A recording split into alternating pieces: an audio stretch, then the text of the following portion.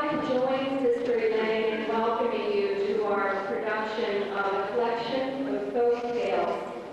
Normally, accolades are reserved for the end of a production, but since we are in a definite time crunch here, I would like to acknowledge the 7th grade class for their hard work and their parents for helping me with props and so forth. I would especially like to thank Sue Esser, Sue.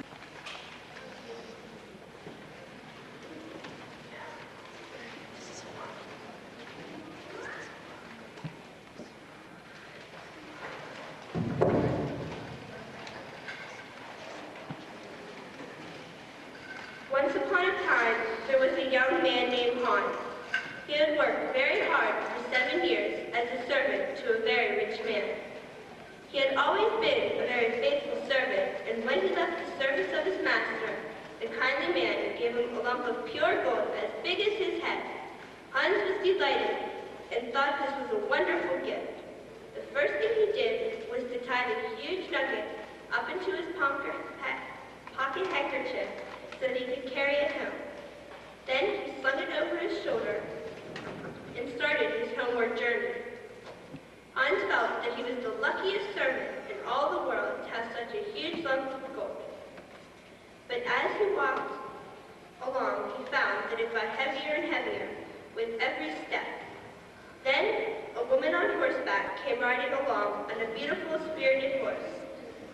Hans stopped the horseman and said to her, "My, oh my, what a wonderful thing riding must be. You're as comfortable as if you're in an easy chair. You don't stumble over the stones, you save your shoes, and it's no bother at all for you to travel great distances." Oh, yes, riding is wonderful. Why are you walking? I can't help myself. I have no horse. But I do have this large lump of gold. But the trouble is, I can hardly hold my hand for it, and it weighs down my shoulders, so... I tell you what, Hans, we will change. I will give you your flying horse, and you shall give me your bundle. But that's a wonderful exchange. Hans was delighted when he found himself galloping easily along the road with no bundle to carry. After a time, Hans thought it would be more fun to go along faster, so he cried, gee up, to his horse, and it wasn't an instant before Hans was galloping along at breakneck speed.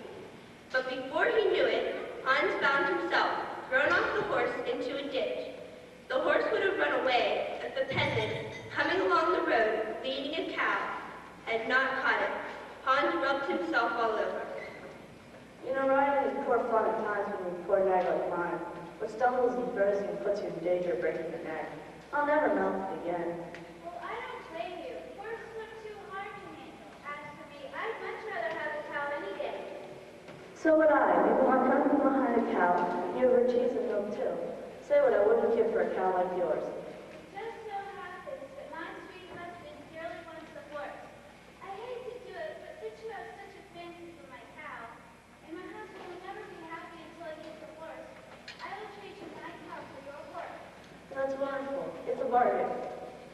So Hans peacefully drove his newly acquired cow down the road as the peasant galloped off in the other direction. Hans was truly happy now as he thought. Now I can have all the cheese and butter I wish. And from that I'm very thirsty, all I have to do is milk my cow and I have milk to drink. Oh, what a lucky servant I am.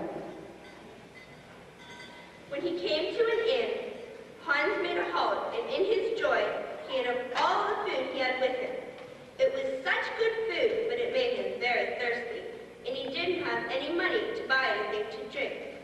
But he just laughed at this because he knew he had all the milk he wanted. So he tied his cow to a tree, and as he had no pail, he used his leather cap instead. But try as hard as he liked, not a single drop of milk appeared, as he was very clumsy at milking. The cow became very angry and gave Hans a very hard kick on his forehead with one of her hind legs. He was stunned by the blow and fell to the ground, where he lay for some time, not knowing where he was. Happily, just then, a butcher came along the road, trundling a young pig. Well, what's happened here? A silly cow kicks me in the head. Wasn't that a shame? Here, take a drink. It will do you good. Thank you, butcher. I was very thirsty and tried to get some milk. Take your cow, gave you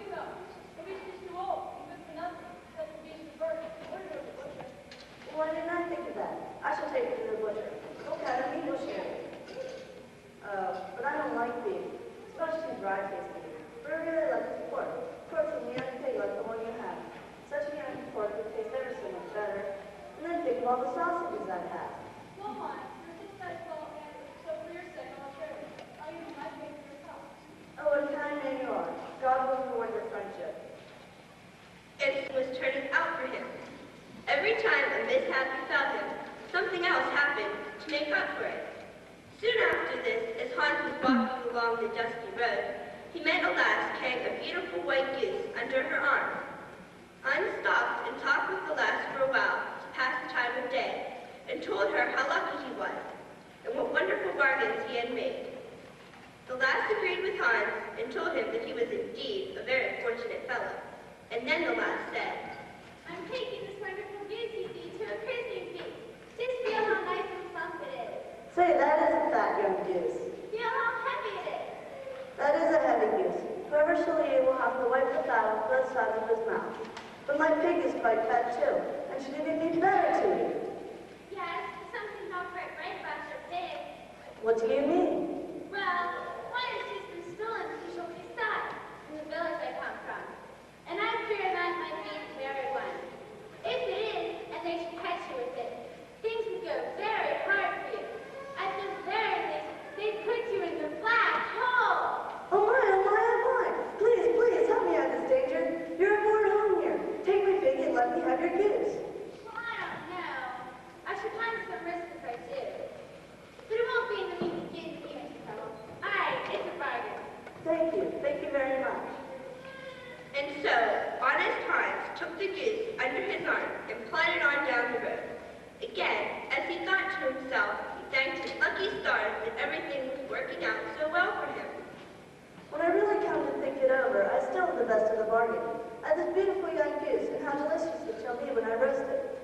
And also, I have these beautiful white feathers to stuff my pillow with. And then I will need no rocking to go to sleep. Just then, as his thoughts were interrupted by the song of a knife grinder who was singing to her wheel as it buzzed merrily around. Scissors and knives I grind so fast, and hang up my coat against the glass. Hans stopped to look at her, and at last he spoke to the knife grinder. You must be doing a good trade to be so merry over your grinding. Yes, the work of one's hands is the foundation of good fortune. A good grinder finds money whenever she puts her hand into her pocket. But where did you buy that beautiful goose? I am 5. I traded a pig for it. And a pig? I traded a cow for it. And a cow? I traded a horse for it. And a horse? I got a lump full of beans in my head for it. And a gold? Oh, that was my wages for setting your service. That, I must say, that you certainly know how to manage your affairs. But if you could only manage to hear this money jingling in your pocket when you woke up in the morning, you would indeed have made your fortune. Well, how do I set about that? You must become a grinder, like me. Nothing is needed for it but a whetstone, and I have one right here. It's a little damaged, and you need not give me anything for it but your goose. That's wonderful. It's a bargain. Now I can be the happiest person in the whole world. Hans shouldered his grinding stone and went on his way with a light heart and shining eyes. But as he walked, Hans began to worry. The stone was very heavy, every bit as heavy as the lump of gold had been. Finally, he came to a well and decided to stop and rest and refresh himself. Then, so not to injure his grinding stone by sitting on it, he laid it down carefully by the side of the well. Then he sat down and was about to stoop down to drink when he accidentally gave his grinding stone a bump, and it fell straight down into the well and was lost. When Hans saw it disappear before his very eyes, he jumped up with joy and knelt down and thanked God with tears in his eyes for having relieved him of this heavy stone, which was all that was left to trouble him. There is certainly no one under the sun as happy as I. And so, with a light heart, free from every care in the world, Hans bounded on home to his mother, and that is the story of Hans and Lux. Period of Lent. The Russian people of a century ago would hold big carnivals and celebrations.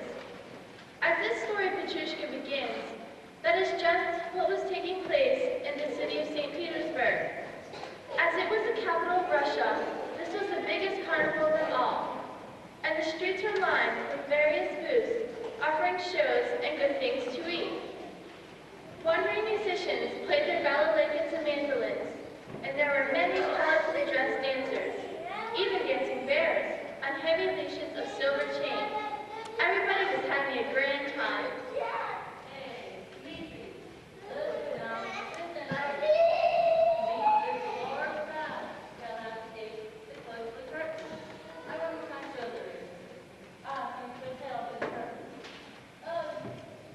The whole crowd gasped and fell silent as there appeared between the closed blue curtains a horrible grimacing face, lined with age and with evil.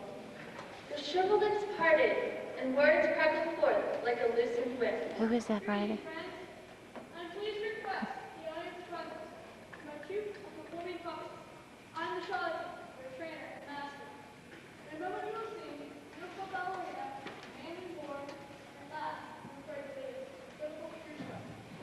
If you enjoy the performance, your silver and gold will be presented. Enjoy your role, my friends. These puppets are done you've ever seen before. Watch. With that, the old charlatan threw back the curtains, and there was another gasp of surprise from the crowd. For there on the stage were 3 puppets, but not ordinary puppets, for they were life-size, just as tall as grown-up men and women, and just as lifelike. The charlatan had begun to play his flute, and then the puppets danced. First, the ballerina, beautiful, graceful, but somewhat cold, the true prima donna. Next was the Moor, heavy-set and good-looking, in a brutal sort of way, and like the ballerina, richly dressed in ornate silk. Finally, there was Petrushka, a pale, thin, awkward sort of puppet, who danced clumsily, but with all his heart. The crowd marveled at this unusual display, but were at the same time rather uncomfortable. Imagine, life-size puppets dancing by themselves. Finally, the flute song was ended, and the 3 figures became rigid and lifeless once again. Come on, Lucy. Let's get back off the street. We'll dance like really a lot. Funny. And do you know, the 3 puppets were almost alive, but the ingenious little charlatan was able to give them a temporary sort of life, and they could not only move, but at the same time feel the very same emotions that you and I feel, love and hate, such as the diminutive contemptuous hate that the handsome Moor puppet felt for the puppet Petrushka. Come now, Patricia. Drag yourself back to yourself if you have the strength. And if you don't, I'll be glad to throw you in. It is not fair. That must not be the school fair itself. For you and the ballerina who walk about freely and then the warm, comfortable rooms. You don't know what you were before '96. I think so, Charles thinks so, and of course the ballerina thinks so. Come back to yourself, Courtney. Give me more up. And the Moor flung Petrushka into his prison. The wretched puppet threw himself upon the earthen floor and wept bitterly. As he did so, a face appeared at the very door, not the hideous face of the charlatan or the ugly face of the Moor, but the beautiful face of the ballerina. Why do you leave, Patricia? Oh, of course. It is the score itself. But listen, do not leave any more. I shall unlock the door and you may slip out. There, see? Yes, cold as she had seemed, the puppet ballerina had actually unlocked Petrushka's cell door, out of pity for the miserable puppet. But Petrushka took the ballerina's pity for something else. She must love me. But why would she do this? Beautiful ballerina. It is true that I loved her, but I never thought that she would. Why not? I am not so much worse than that bloated Moor who thinks so much of himself. Aha! Now that I have my freedom, I shall go to the ballerina's room and wear my love. But at that moment, the ballerina was entertaining another visitor, the Moor himself. My dear, I know that you won't mind my visiting you, because you do like me, don't you? You are very outspoken and sure of yourself. Your confidence is to be admired, but Aha, so you do admire me, eh? Come now, see what it is like to be kissed by the Moor. But just as the Moor was beginning to embrace the ballerina, Petrushka entered, ready to declare his love. Ballerina, ballerina, it is I, Patricia. Get away from the ballerina, or I'll kill you. Oh no, the one from church that tries to act like a man pup.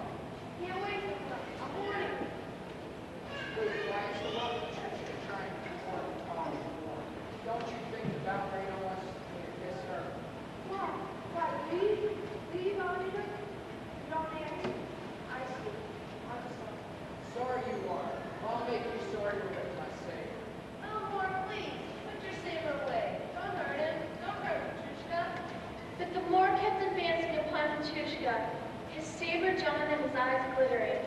There's no telling what would have happened if the charlatan hadn't come up just then. What are you saying that for? Let's dance, all three of you. Proud of plan is my production performance.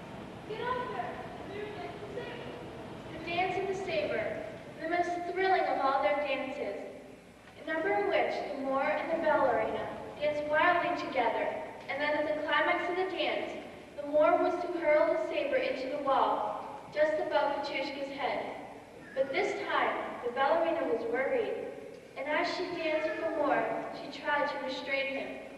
Lord, you must not look at Petrushka like that, as if you wanted to, he's my friend. No, more than that, I love him. Do you hear? I love him. Yes, I hear. Now step aside. Time has come for me to throw the saber. And thrusting the ballerina aside, the powerful Moor raised himself to his full height, twirled the saber, and threw it, right into the heart of Petrushka.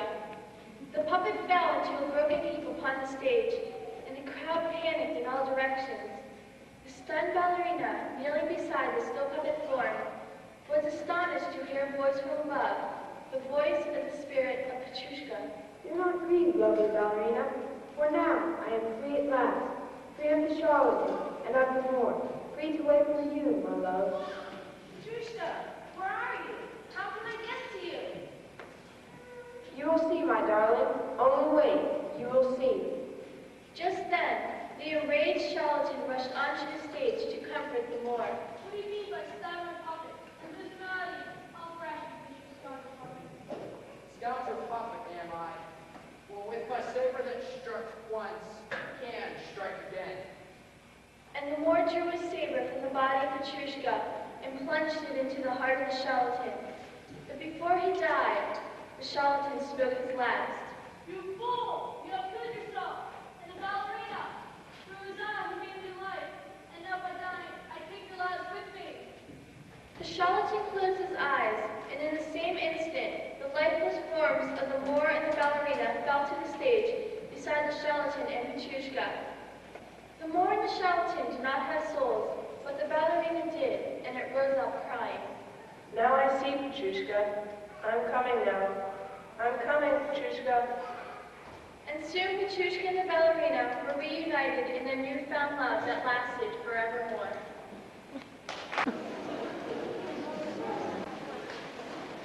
In a land far away, there once lived a man and his wife.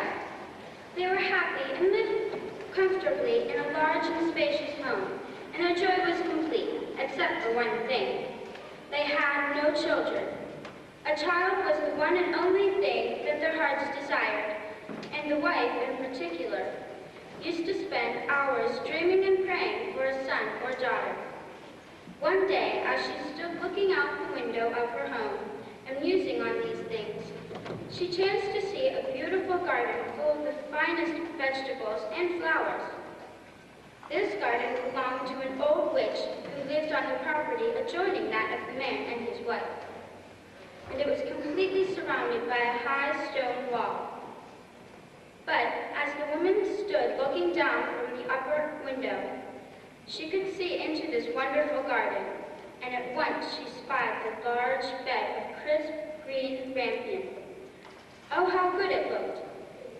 How she wanted some of that rampion. It looked so fresh and delicious that the wife began pining for just one taste, and for days she fretted, begging her husband to get it for her.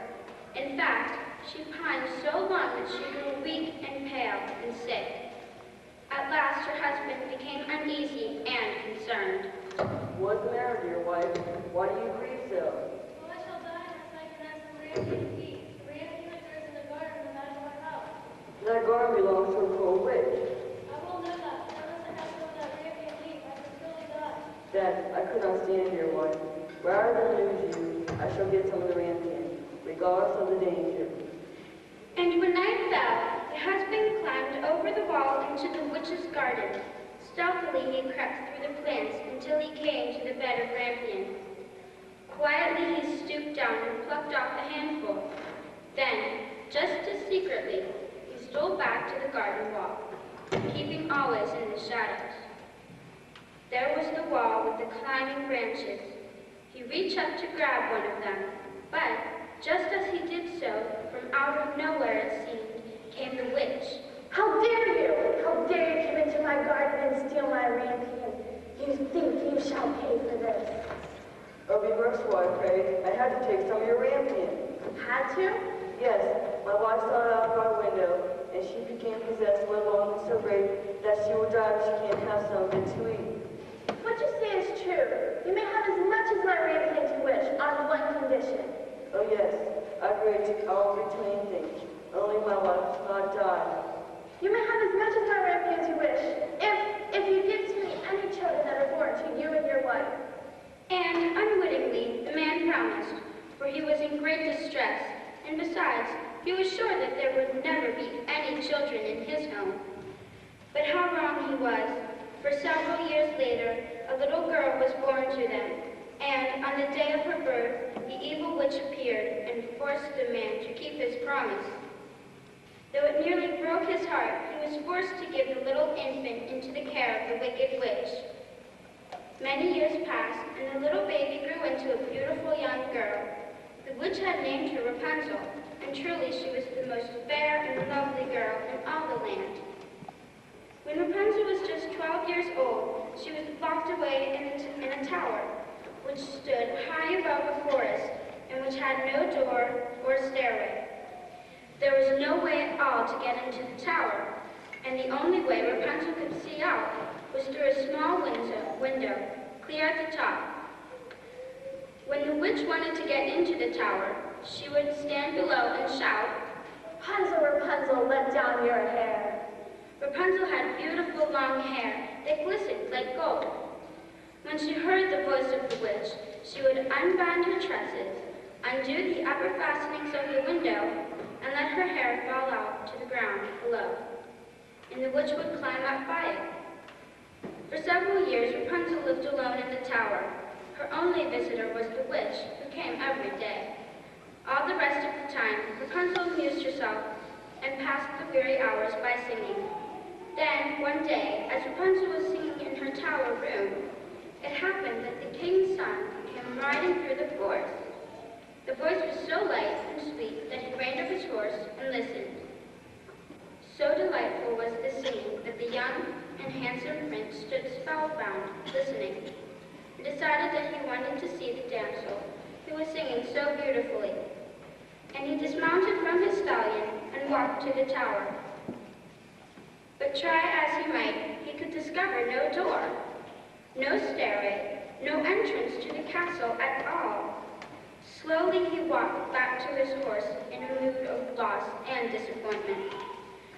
And just as he was ready to mount the steed, he noticed the witch had come up to the foot of the tower, and he heard the old woman call out, Rapunzel, Rapunzel, let down your hair. And, in dumb amazement, he watched as the golden tresses lowered from the tiny window at the top of the tower. And he gaped with awe as he saw the witch climb slowly up and disappear through the window. So, that is the ladder. Well, I'll come back tomorrow and climb through the tower myself, just see the strange man with the beautiful voice. And that's just what the prince did. It was just about twilight of the next day when he came riding up to the tower and dismounted. He strode to a spot just beneath the window and called, Rapunzel, Rapunzel, let down your hair. And immediately the golden strands lowered from the window, and in a twinkling, the prince was climbing steadily up towards the window, up, and up, carefully but quickly. At last he was inside the window, and with a light swing, he was inside the tower. When Rapunzel saw this strange visitor, she was terrified, for never in her entire life had she ever seen a man. Who are you? Do not be frightened, my beautiful one. I will not harm you. Who are you? Why are you here? I am the king's son. Yesterday, I heard you singing. Your voice was so beautiful, I had to sing. Now that I see you, I realize that your voice is just a small part of your beauty. You are kind. Rapunzel, you would do me great honor to be my wife. You are so kind. I like you much better than Mother Gothel.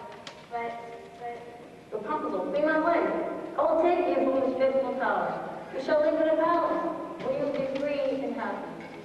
I would willingly go with you, my prince, but I do not know how to get out of this tower. Yes, Rapunzel? Unless each time when you come you bring a silken rope. I shall make a ladder. When it is done, I will get down by it from this tower, and you can take me away on your horse. And so it was agreed. The prince was to visit her every evening, for the witch always came during the day. And for several months the plan worked very well, and the witch learned nothing of the plot. But one day when she visited Rapunzel in the tower, the young girl forgot herself and spoke out of turn. Mother Buckle, how is it that I lift on my hair and you climb up so slowly? How is it when the king's son gets here so fast? A wicked child, what is this I hear? I thought I had hidden you from all the world, but now you betray me. And in a fit of rage, the witch grabbed Rapunzel's hair, and with a big pair of long scissors, she cut it off. The long silken locks lay round about the floor. And still not satisfied with this punishment, the witch took Rapunzel from the tower and carried her far, far away to the desert, where she was locked in a small hut. And on the same day that she took Rapunzel away, the witch returned to the tower and tied the severed locks of Rapunzel's hair to the window's ledge. Then she waited in a lonely tower room. She didn't have to wait long, for just as the sun sank into the west, the young prince rode up beneath the window and called, Rapunzel, Rapunzel, let down your hair. And, as always, the golden tresses lowered from the window. But this time, when the prince reached the top, he was surprised indeed to find that Rapunzel was gone, and in her place stood the withered, cruel witch. Aha, so you have come for your darling, but she is gone. I have taken care of her, and now I shall take care of you. And in a flash, the witch leaped toward the prince with her long, curved fingernails slashing at his face. But the king's son was so beside himself with grief and agony that he jumped back, and in an instant he had jumped from the window. Down, down, down he fell, not caring whether he lived or died. Luckily, he escaped with his life, because when he landed on the ground, he fell into some briars. But sadly, these thorny briars pierced out both of his eyes and left him totally blind. For days and days, he wandered about through the woods, eating berries and herbs. But he was lost, for being sightless, he could not find his way. He suffered from hunger and the weather, and from the terrible pain in his wounded eyes. But most of all, he suffered from the pain in his heart caused by the loss of his beloved Rapunzel. Where was she? Surely she was dead. That is what the witch had said, wasn't it? Oh, what grief throbbed through the prince's mind. Then it seemed that he could hear music, off in the distance. Was it? Could it be? The prince stopped to listen closely. Yes, either he was quite out of his mind with grief, or else it was the clear, beautiful voice of Rapunzel. Madly the prince started running, following the voice. It came, closer, louder and louder, and then he stumbled onto a small hut. By now the singing was quite clear and very near. The king's son opened the door of the hovel. Then, suddenly, the singing stopped, and a woman's voice cried out, Oh, my beloved, it is you! Rapunzel, my Rapunzel, I have found you. The still beautiful Rapunzel rushed out to embrace her prince, and they clung to each other in happiness.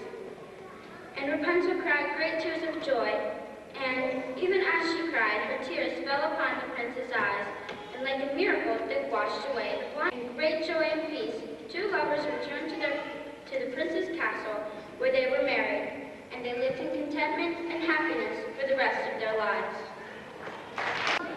King Midas ruled over a prosperous land, and was, therefore, a very rich man himself. He loved fine things, but more than anything else, he loved gold. That precious gleaming yellow metal was to him of greater worth than anything else in the world. He prized his crown, not because it symbolized his rulership, but because it was made of gold.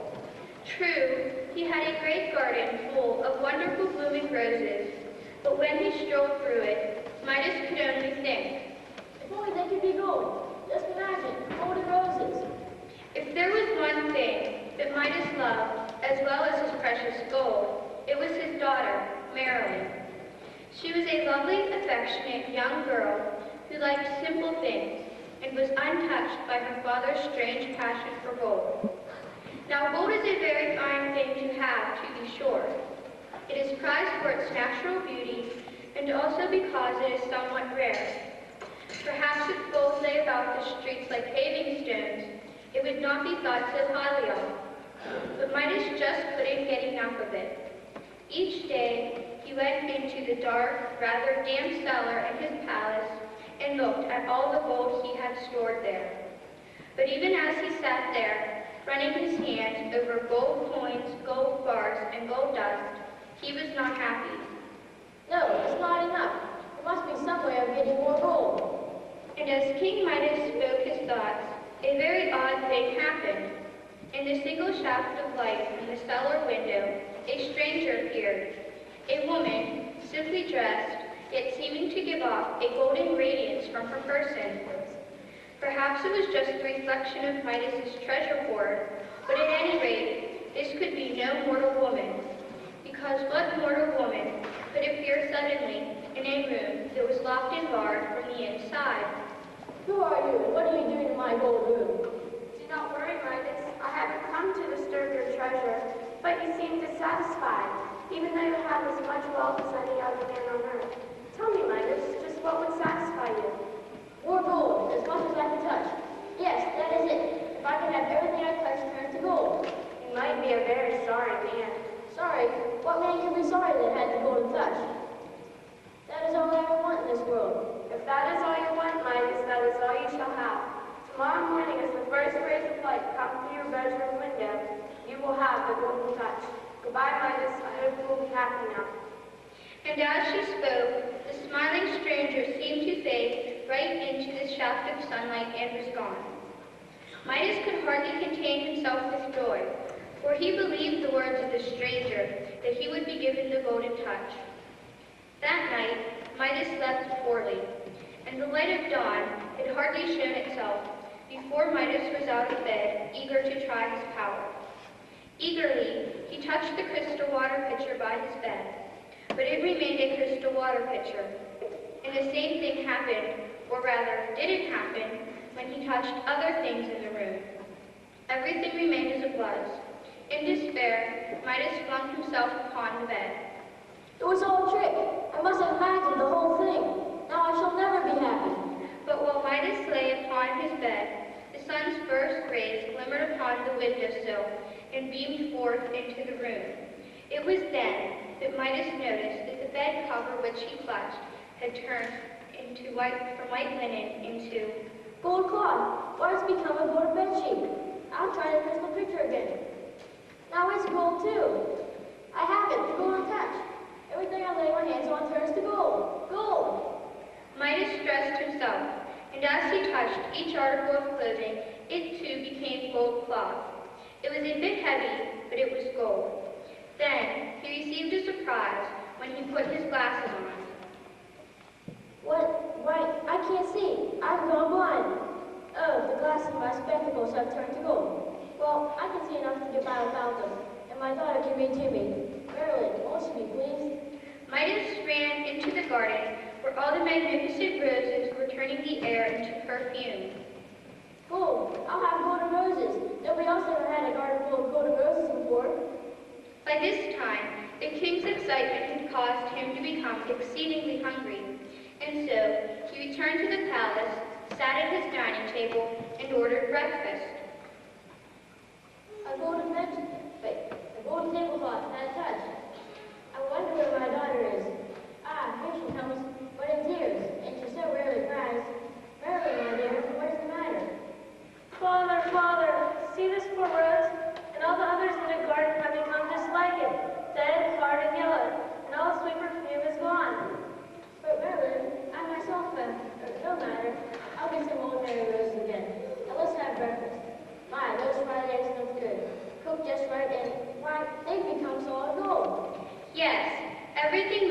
touched turned to gold, and that, of course, included his food. Poor Midas. He even tried to swallow a baked potato very quickly, but alas, it turned into a hot lump of gold while he had it in his mouth. Father, whatever is the matter? You look so vexed. I'll kiss you and then you'll feel better. Here. Marilyn, you're like a statue, a gold statue. Marilyn had rushed over to comfort her father, but as she reached up to kiss him, the child turned to gold. And there she stood, a motionless figure of gold, with the expression of love and compassion for Midas still on her face of gold. This was too much for Midas, who broke down completely and wept bitter tears. Then, something made him look up, and there again, standing next to the window, in a beam of golden light, was the stranger. Why are you so sad, Midas? Haven't you gotten all your heart desired? All I have is gold. I've lost everything I cared for. But Midas, you have the golden touch. The golden touch is more than the golden curse. My food is turned to gold. My dear daughter, and the roses she loves, and I love. My grief has come to plague me, and to take the life of my dear daughter Marilyn. I see you have really learned something, Midas, so I'll really help you this time. Take you this earthenware jug to the river, and sprinkle it therein on anything you want to turn back to its natural state. Then you would no longer have the golden touch. Midas cried out his thanks, and ran through the field with the earthenware jug, which turned to gold at his touch. And as he brushed through the bushes to get to the river, they too became golden. When he reached the river, Midas plunged in it as if to cleanse himself, and emerged with a jug of water. He noticed gratefully that the jug was once more of earthenware. Midas's first thought was his daughter. Midas rushed back to her with the river water. He hastily began to sprinkle the water over her, and as he did so, Marilyn's cheeks miraculously became flooded with the healthy color of life, and gradually she did become alive and warm and human once again. Father, why are you sprinkling water over me? You'll get my new frock all wet. Marilyn, you're alive. Why, of course I am, Daddy. Father, you promised me you would get me some real roses. When will you get them for me? Right now. Let's go into the garden with this pitcher of water. We'll have real roses again. And that's the story of King Midas and the golden touch. Incidentally, Midas never did care for gold after that. Shows what may happen when you try to make too much of a good thing.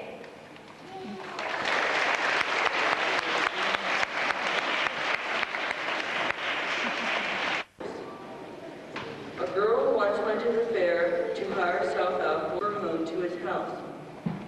When she got there, he told her that he had something to teach her, for that in his house he had his own name for things. And so he asked her, What would you call me? Why, I shall call you master, or mister, or whatever you please, sir. No, you must call me master of all masters. What would you call this? he was pointing to his bed. Bed, or couch, or whatever you please, sir. No, that's my barnacle. What would you call these? He was pointing to his pantaloons. Breeches, or trousers, or whatever you please, sir. No, these are my squibs and crackers. What would you call them? The old man was pointing to his cat. Cat, or kit, or whatever you please, sir. No, white-faced Simony is her name. What would you call this? He was pointing to his fire. Fire, or flame, or Rest yourselves, and we will go and chop wood. And when we are ready, we will come and fetch you. And so Hansel and Gretel sat by the fire. At noon, they ate their pieces of bread. After a long time, their eyelids closed with weariness, and they fell fast asleep.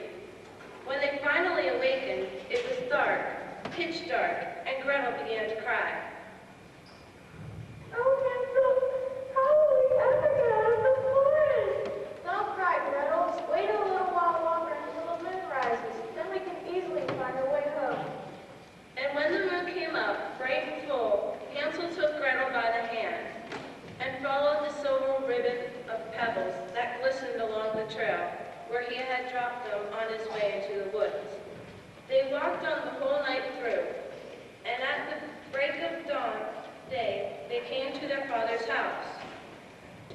They knocked at the door, and when the wife opened it and saw Hansel and Gretel, she was much disturbed and very angry.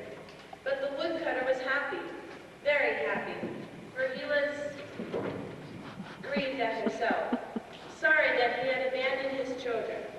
Several weeks passed, and the famine in the land grew worse. Finally, one night, as the woodcutter lay in bed, he lamented again, and that they had no food and would all starve to death. Once again, the wife suggested taking the children into the forest. There is only half a loaf of bread left in this house. When that is gone, there is nothing more to eat. The children must be disposed of. This time, we will take them farther into the forest so that they shall never be able to find a way back. There is no other way to manage. Once again, Hansel and Gretel overheard the plans. But this time, when Hansel sneaked downstairs to gather more stones, the door was locked, and he could not raise the heavy wooden bowl. Still, though, he had a plan. So when their stepmother awakened the children the next morning and gave each a crust of bread, Hansel was careful to tuck it away in his jacket. Then, as they journeyed into the forest, he broke off little bits of bread and strewed them along the path, even as he had done with the pebbles. Again, in the deepest, darkest part of the woods, they built a fire and sat down to rest. And as before, the woodcutter and his wife went away, leaving the children alone. When noon came, Hansel shared her crust of bread with Hansel, for he had dropped his along the path. Then the children slept. It was dark when they awakened, and once again they waited for the moon to rise, so they could follow the trail of breadcrumbs back to their home. But alas, during the day, hungry birds had gobbled up every single crumb. Poor Hansel and Gretel. All night long they wandered through the thick woods, and the next day they still had not been able to escape from its depths. They were hungry, for there was nothing to eat except few berries which they had found along the way. Another night came, and the poor, tired, lost children huddled together under a big tree and slept. Another day came and passed, another lonely night, and then the third day. Still, Hansel and Gretel, weak and sick, wandered through the matted mass of undergrowth. Then suddenly, in a small clearing, they spotted something that made their hearts jump with joy. There, before them, was a house filled with bread, with a roof made of cake, and windows made from transparent sugar candy. Hansel was the first to see it. Look, Gretel, come let us see some of the house. I want some of the candy windows. I want some of the cake roof. And the two children raced into the little house and began nibbling away. Oh, how good it tasted. Then suddenly, Nibble, nibble, by your mouth. Who is nibbling at my house? What was that, Hansel? and poor Hansel could reply, an old woman walking with a cane held it out toward the children. Ah, my dear children, you must be lost and hungry. Yes, that's right. You are.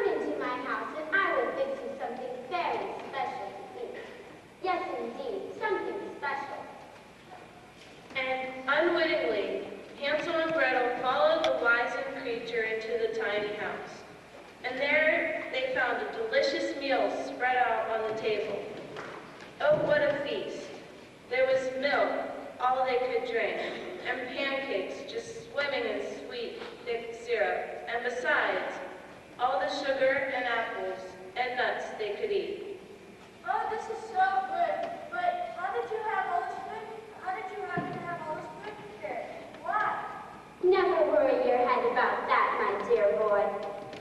Indeed, this woman did have a good reason for inviting Hansel and Gretel into her house. You see, although her behavior was so kind, she was in reality a wicked witch, a very evil and wicked witch. She lay in wait for children and had built the house on purpose to entice them. Once she had got the children inside, no one knew what happened to them after that. The witch's eyes were red, and she could not see very well, but she had a keen scent, like an animal, and knew very well when human creatures were near. Yes, she could smell Hansel and Gretel coming toward her house, and she prepared the food for them. After they had eaten, the witch put the unsuspecting children to bed, and they slept peacefully and very comfortably all night long. Early in the morning, before the children were awake, the witch crept into their room and grasped Hansel with her withered hand. She led him into a little stable and shut him up behind a thick iron grating. There was poor Hansel, locked like a bird in a cage. And scream and holler as he might, it was no good. The wicked, evil witch laughed with glee at Hansel's captivity. Then she hobbled back toward the house and wakened Gretel. Get up, you lazy person, and fix something nice for your brother. He's outside, locked in the stable, and must be fattened up. Hansel? Locked in a stable? Hansel must be fattened. Yes, and when he is fat enough, I will eat him. Oh no! Oh no, it was not on Hansel! Yes, and all your tears and bleeding will do no good. Your brother should be quite a taste not. And indeed, Gretel's tears and pleas were to no avail. She had to do everything the cruel witch told her. Every day, it was Gretel's duty to cook the most delicious foods and take them out to Hansel. But all she got to eat was old, half-spoiled crab shells. But she did not mind that too much, because at least she did have a chance to see her dear brother at every mealtime. It was on one of her very first visits to the small prison that she hit upon a plan.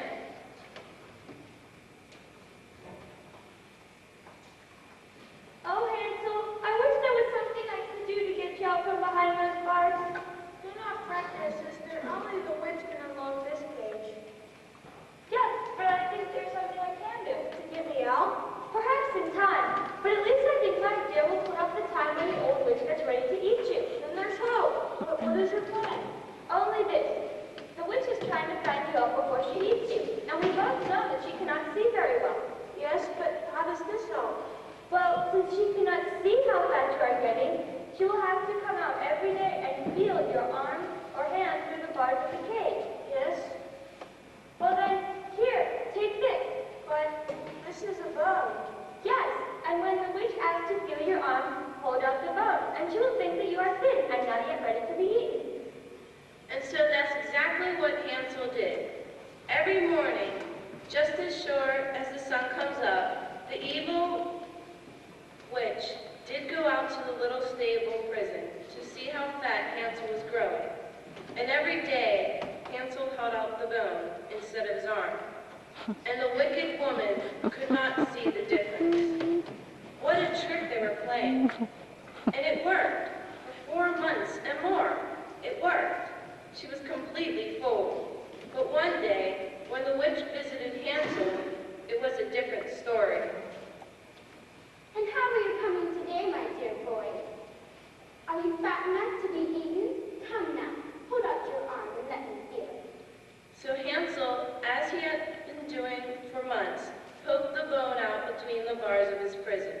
And as usual, the witch's long, clawed fingers fumbled over it.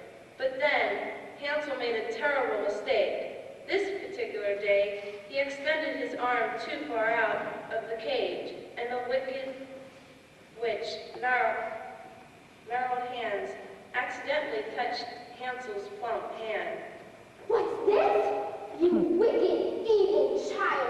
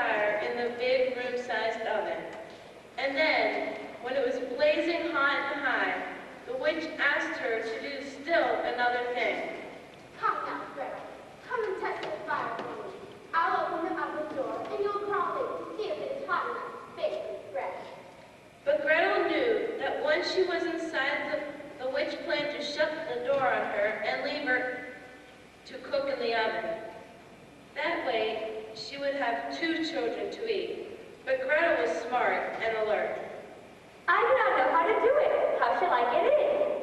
Stupid goose. Why, the oven door is big enough. I can get it myself. And the witch stooped down and put her head in the oven's mouth. And Gretel, quick as a wink, gave her a great big push. The witch tumbled into the oven, and Gretel slammed shut the door. There was the evil witch, inside the oven, with big, high flames shooting up all about her. Oh, how frightfully she howled.